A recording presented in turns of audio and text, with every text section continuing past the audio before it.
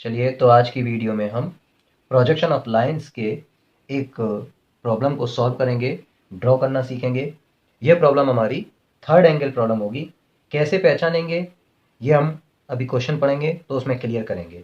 तो देखिए, आपकी स्क्रीन पे जैसा कि आप देख रहे हैं कि क्वेश्चन है कि एक 75 mm लंबी रेखा EF के प्रक्षेप खींचो जिसका सिरा E 12 mm क्षैतिज तल यानी कि HP से नीचे, हॉरिजॉन्टल प्लेन से नीचे तथा 15 mm 15 mm VP के पीछे है।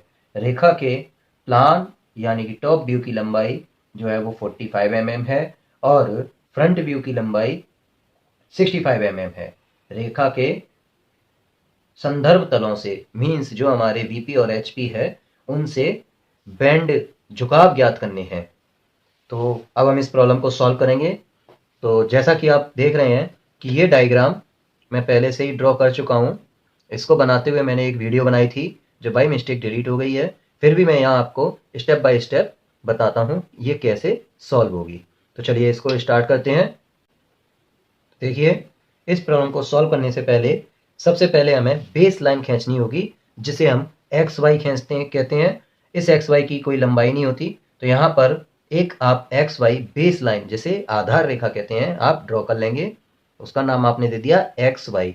अब आप जानते हैं कि जब ये प्रॉब्लम थर्ड एंगल कैसे पहचानेंगे, तो ये यहाँ कहा गया है कि पॉइंट ई जो है वो आपका 12 mm HP से नीचे 12 mm HP से नीचे है और VP के पीछे है। तो HP से नीचे और VP के पीछे में थर्ड एंगल होता है। आपने पढ़ा भी होगा कि first angle, second angle, third angle और यहाँ पर आपका HP होता है, ये आपका VP होता है। तो HP से नीचे और VP के पीछे तो आपका ये थर्ड एंगल आ जाएगा और थर्ड एंगल में HP ऊपर होता है और VP नीचे होता है। तो थर्ड एंगल में आपका HP ऊपर होता है, VP नीचे शो ऑफ होता है बेस लाइन पे। तो अब हमें पॉइंट E दिखाना है। तो पॉइंट E आपसे कहा गया है कि 12 mm HP से नीचे, तो HP हमारा ऊपर है, हम HP से नीचे ले जाएंगे। तो यहाँ मैंने एक 12 mm नीचे लाइन खींची है। ये डिस्टेंस आपकी हो जाएगी 12 mm की। तो 12 mm HP से नीचे हो जाएगी और 15 mm HP के ऊपर है। तो मैं ऊपर वाली डिस्टेंस को यहाँ शो करके दिखा दे रहा हूँ कि ये डिस्टेंस आपकी हो जाएगी 15 mm VP के पीछे है। तो ये आपका ये हो गया। अब डैश आपका हमेशा VP में आता है या HP वाली डायमेंशन में आता है, तो नीचे की तरफ मैंने डैश लगा दिया। तो ई डैश ये आपके पॉइंट आ गए। अब उसके बाद क्वेश्चन में आपसे कहा गया था कि उसका टॉप व्यू और प्लान 45 mm का है। तो थर्ड एंगल में प्लान हमेशा ऊपर आता है और एलिवेशन हमेशा नीचे आता है। मीन्स फ्रंट व्यू हमेशा नीचे आता है और टॉप व्यू हमेशा ऊपर आता है। तो हम यहाँ जो हमने ई पॉइंट लिया है वहाँ से हम 45 की डिस्टेंस को मीजर करेंगे और एक पॉइंट ले लेंगे। तो यहाँ आप देख रहे हैं कि ये मैंने 45 की डिस्टेंस पर एक ये पॉइंट लिया है और ऐसे ही मैंने नीचे ई डैश से 65 की डिस्टेंस पर एक पॉइंट ये लिया है। तो ये दो पॉइंट हमारे पास आ जाएंगे। तो पॉइंट लेने के बाद इन डिस्टेंस को अगर हम प्रकार में भरते हैं, आपने कंपास में लेते हैं, तो जो 45 की डिस्टेंस है तो प्लान हमेशा ऊपर की तरफ है, तो इसीलिए 45 का प्लान था।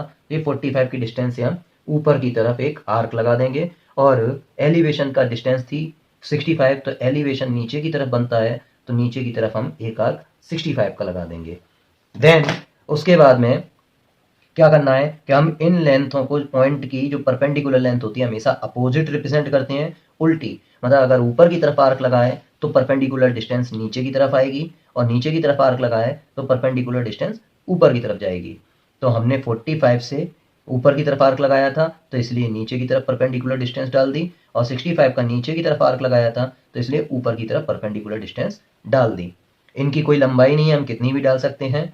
देन उसके बाद हमें क्वेश्चन में ट्रू लेंथ की लंबाई दी गई थी 75 mm। तो हम 75 mm को अपने कंपास में ले लेंगे और 75 mm से हम एक आर्क लगाएंगे। जो हमने परपेंडिकुलर डिस्टेंस ली है ई से, हम एक आर्क लगा देंगे तो जो हमारा F पॉइंट पर कट करेगा।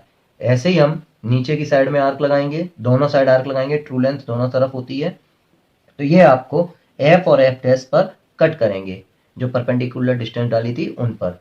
अब हमको एफ और एफ डैश दो कट पॉइंट मिले हैं, उनसे हम मिलाती हुई अपने एमडी की सहायता से, एमडी की हेल्प से हम मिलाती हुई एक लाइन को आगे बढ़ा देंगे, बढ़ाते हुए लाइन ड्रॉ कर देंगे जो हमारे आर्क को भी कहीं ना कहीं कट करती होगी, जो हमारे आर्क को भी कहीं ना कहीं कट करती होगी।